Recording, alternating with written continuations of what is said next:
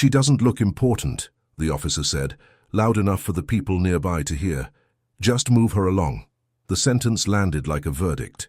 Cold, casual, final. The woman stood still on the sidewalk, hands clasped in front of her coat, eyes calm but alert.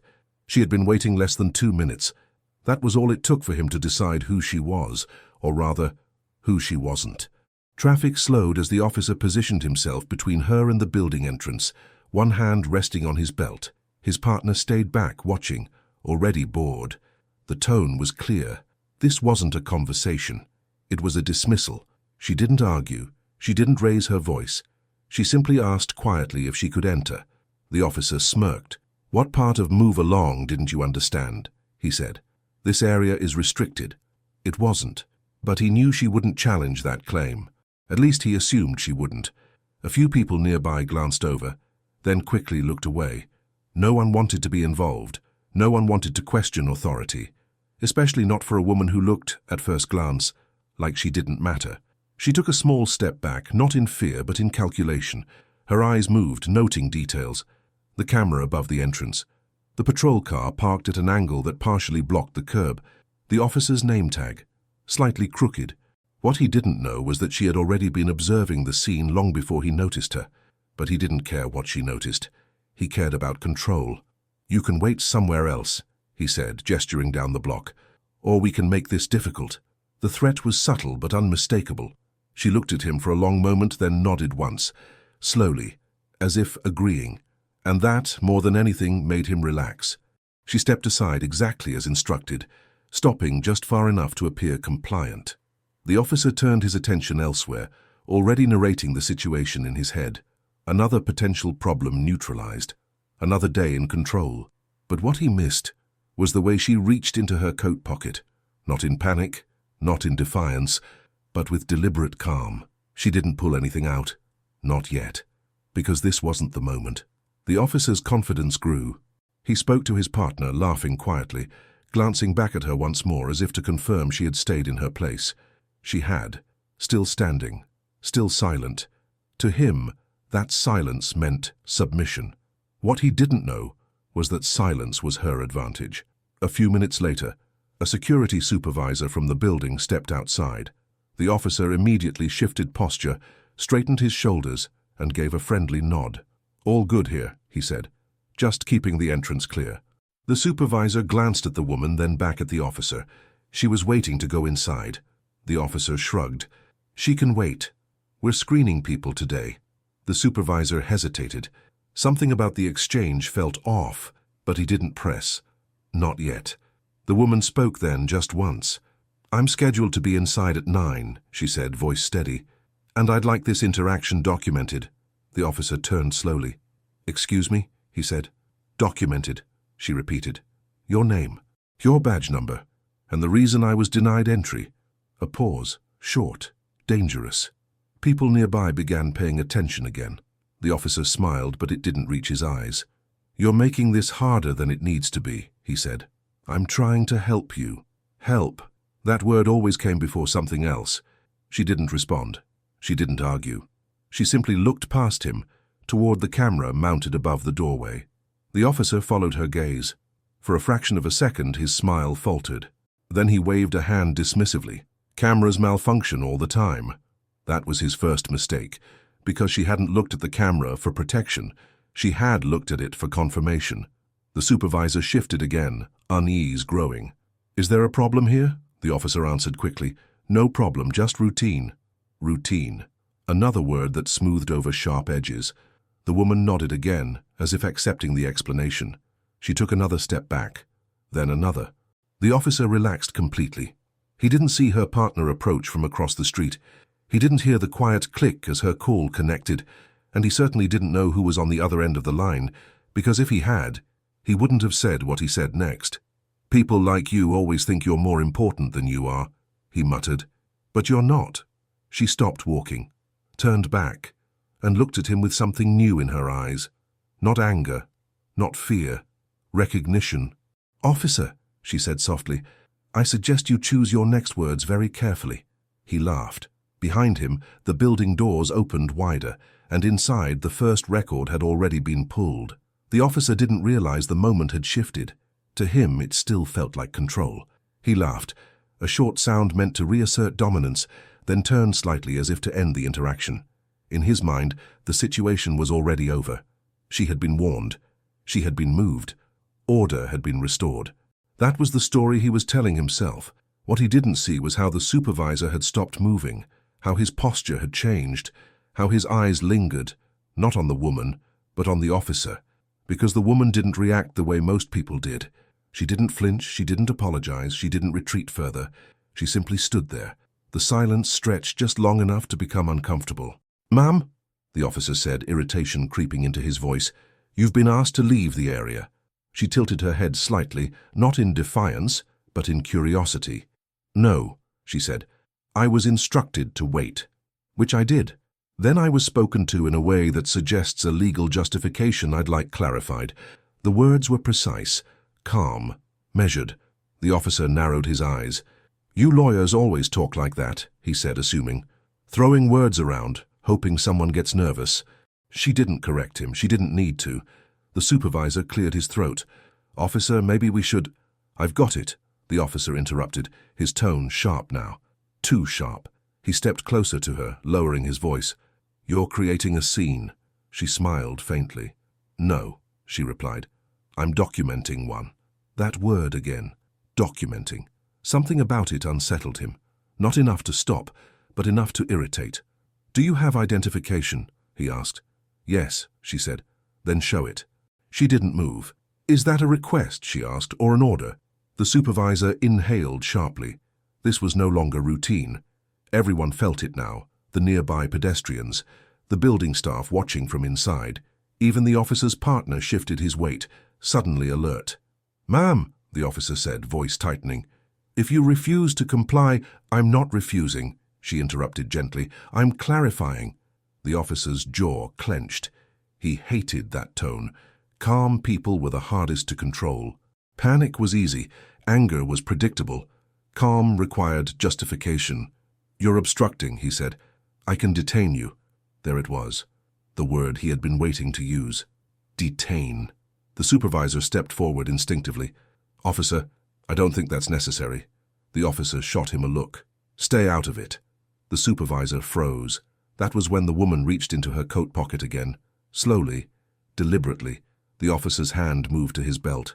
"Ma'am," he warned. She paused, then withdrew not an ID, but a small notebook. She opened it calmly, flipped to a page already marked, and wrote something down. The sound of the pen against paper felt louder than it should have. "What are you writing?" the officer demanded. She looked up. "Your statement." "My statement?" "Yes," she said. "And the time." He laughed again, but this time it was forced. "You think writing things down scares me?" "No," she said. "I think saying them should." The supervisor took another step back. He was uncomfortable now. This had gone beyond his authority, beyond his comfort. The officer leaned in. "You're going to regret this." That was his second mistake, because threats worked only when the other person believed they had something to lose. She had already calculated the opposite. "Officer," she said, "I've been patient. I've complied. I've followed your instructions. At this point, I'd like your supervisor present." He scoffed. "You think you get to make demands?" "I think," she replied, "that you've already made several assumptions, and I'd rather not let you make another." The officer glanced at his partner. "Call it in."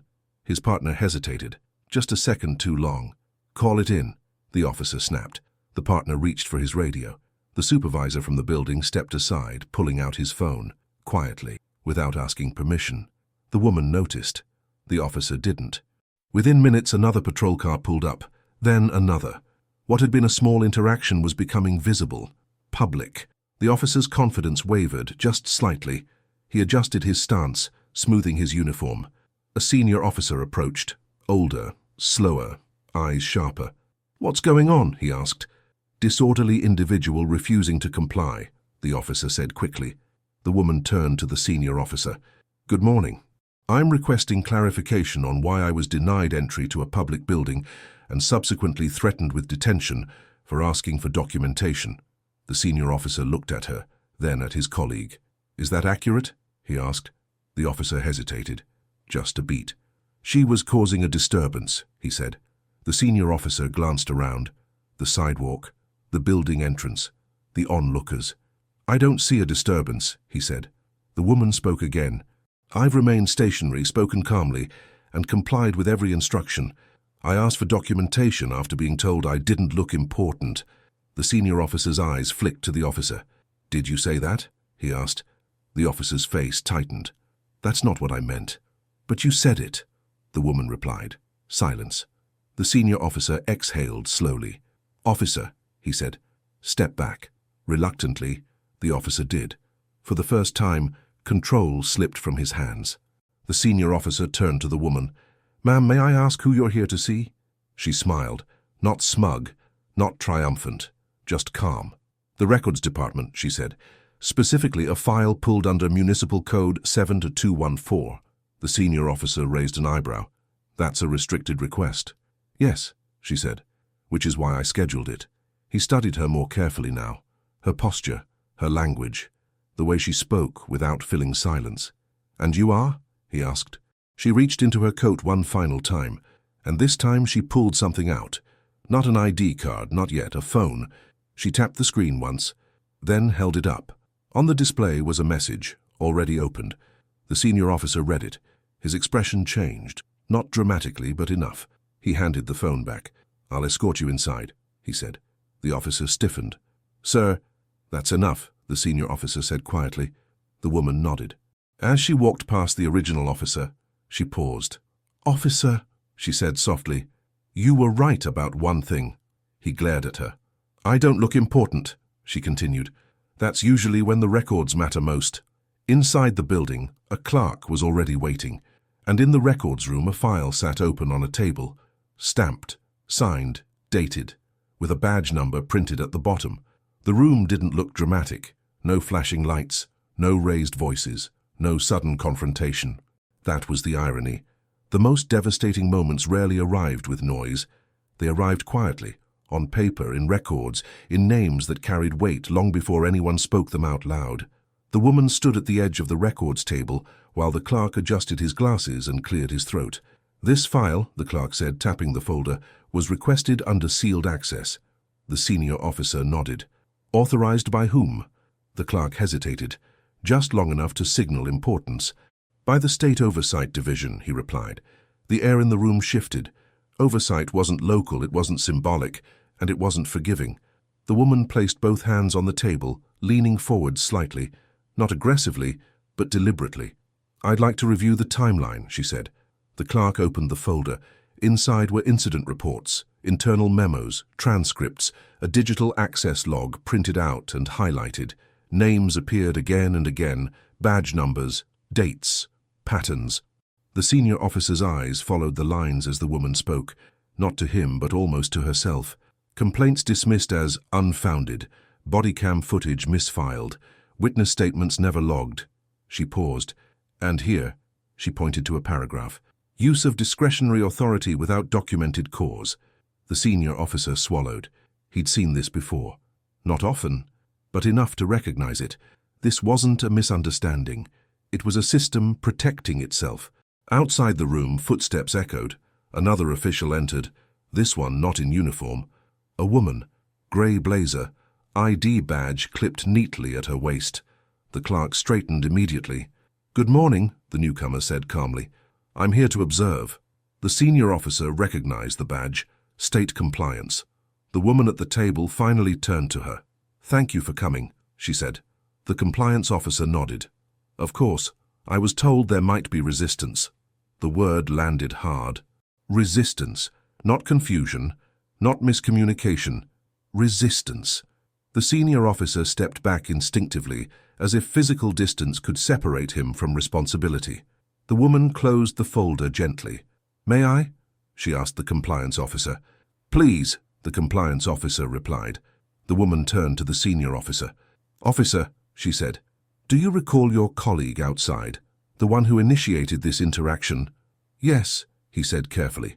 Would you describe his conduct as routine? The senior officer hesitated.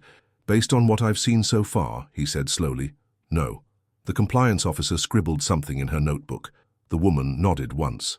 That aligns with the pattern, she said. Pattern? The senior officer asked. She opened another folder. This one thicker.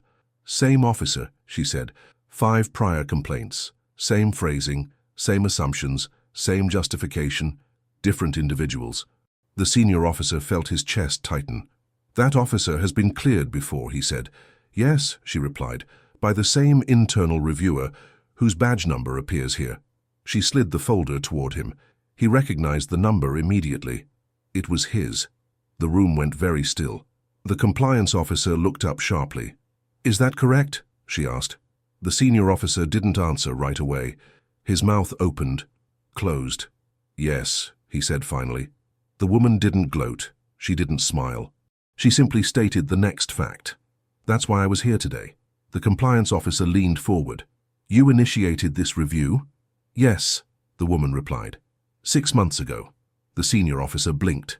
6 months? Yes, she said. These things take time. The compliance officer exhaled slowly. And the interaction outside. The woman met her gaze.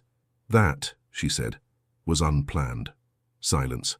So, the compliance officer said carefully, the officer outside confirmed the behavior, the woman finished, unprompted. The compliance officer nodded grimly. The senior officer felt the weight settle. This wasn't an ambush, it was an audit. And audits didn't care about intent, they cared about documentation. Who are you? The senior officer asked quietly. The woman finally reached into her coat again. This time she removed a badge. Not a police badge, not a courtroom ID. A federal credential. She placed it on the table. The compliance officer's eyes widened. Inspector, she said softly. The woman nodded. Civil Oversight Division, she replied. Special Review Authority. The senior officer's stomach dropped. The officer outside, the one who had laughed, who had said she didn't look important, was now a footnote in a federal inquiry. And he didn't even know it yet. Has he been informed? The compliance officer asked. Not yet, the inspector said. I wanted the record complete. The senior officer closed his eyes briefly. Outside, raised voices echoed faintly through the hall. The inspector stood. I believe that concludes my access request, she said. The compliance officer gathered her notes. I'll initiate the escalation report. The senior officer straightened. Inspector. She turned. Yes? I wasn't aware, he said, of the scope. She regarded him for a long moment. That, she said, is the scope. They exited the room together. In the hallway, officers stiffened as they saw the badge. The original officer was still there, arms crossed, posture rigid. He looked smug until he saw her, until he saw the badge, until the senior officer didn't meet his eyes. Officer, the compliance officer said evenly, you're relieved pending review. What? He snapped. On what grounds? Federal oversight, she replied. The color drained from his face. You can't just... I can, the inspector said calmly. And I just did. His mouth opened. No words came out. The inspector stepped closer. You said I didn't look important, she reminded him quietly. That's usually how oversight works. She turned and walked away.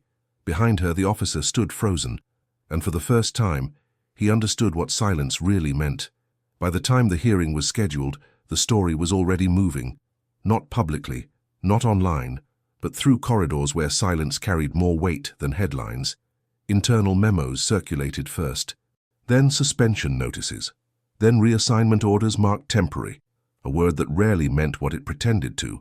The officer who had laughed, who had dismissed her with a glance, sat alone in a small conference room, staring at a table that suddenly felt much larger than he remembered. No badge on his chest, no weapon at his side, just a name on a file. Across town, the inspector prepared her testimony. She didn't rehearse lines. She reviewed facts, dates, badge numbers, patterns of language. Words mattered now. They always had, but now they were permanent. The hearing wasn't criminal, not yet. It was administrative, institutional, procedural, the kind that destroyed careers quietly, the kind that never needed a verdict to end someone. The room was neutral, wood-paneled walls, microphones embedded into long desks, flags placed precisely where regulations required them to be. 3 board members sat elevated, expressions unreadable. The inspector took her seat without ceremony. No one announced her. No one needed to. Her badge rested face up on the table. The officer entered last. He looked smaller, not physically, but structurally. The confidence that once carried him through routine stops, through assumptions that never had to be questioned, had evaporated under the weight of documentation. He avoided her eyes. The chairwoman spoke first. "This hearing concerns allegations of misconduct, abuse of discretionary authority, and pattern-based violations of civil compliance." She paused. "We will begin with the investigative findings." The inspector stood. She didn't raise her voice. She didn't dramatize. She told the truth. She described the initial complaint, the one that never made it to a formal review. She described the secondary complaints, 5 of them, filed by different individuals, dismissed with identical phrasing.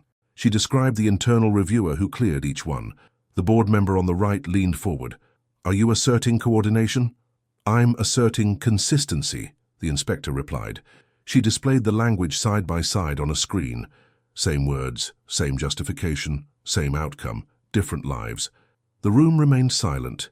Then she addressed the incident itself. "The officer initiated contact without probable cause," she said. "He escalated based on subjective judgment. He dismissed credentials without verification. And when corrected, he attempted to assert authority beyond his scope." The officer shifted in his chair. The chairwoman looked at him. "Officer," she said, "do you dispute these facts?" He opened his mouth, closed it. "No," he said quietly. The word landed like a confession. The inspector sat. Now came the consequences. The board deliberated, not theatrically, but methodically. They cited policy. They cited precedent. They cited risk. Finally, the chairwoman spoke. "Effective immediately," she said. "Your certification is revoked." The officer inhaled sharply. "You will not be eligible for reassignment," she continued. "You will not serve in a supervisory capacity. You will be barred from reapplication." She paused. "And this finding will remain on record." The officer stared ahead. No protest. No appeal. He understood. Outside the room, other processes were already in motion. The department initiated mandatory retraining, then cancelled it. The union issued a statement, then withdrew it. The city attorney reviewed liability exposure, and quietly, very quietly, settlements began to form. The inspector left the building without comment. She didn't speak to reporters. She didn't need to. The compliance officer walked beside her. "You know this will spread," she said. "Yes," the inspector replied, "and more will come forward." "I hope so." They stopped at the steps. The compliance officer hesitated. "Can I ask you something?" she said. "Of course." "Why didn't you identify yourself earlier?" The inspector looked back at the building. "Because authority reveals behavior," she said. "Silence exposes it." The compliance officer nodded. Across the city, the officer sat in his car, hands gripping the steering wheel. The badge lay in the passenger seat. For the first time, it felt heavy, not with power, but with consequence. Weeks later, the report was finalized. It never went viral. It didn't need to. Departments updated training manuals, language guidelines were revised, oversight protocols expanded, names changed hands. Quietly, the inspector returned to her work. Another city, another complaint, another assumption waiting to be tested, and somewhere, in a room much like the one where it began, another officer would look at someone and decide, too quickly, who mattered. They would be wrong. Because importance was never about appearance. It was about accountability. And once the badge changed everything, there was no going back. If this story made you rethink power, silence, and judgment, stay with the channel. More stories like this are coming.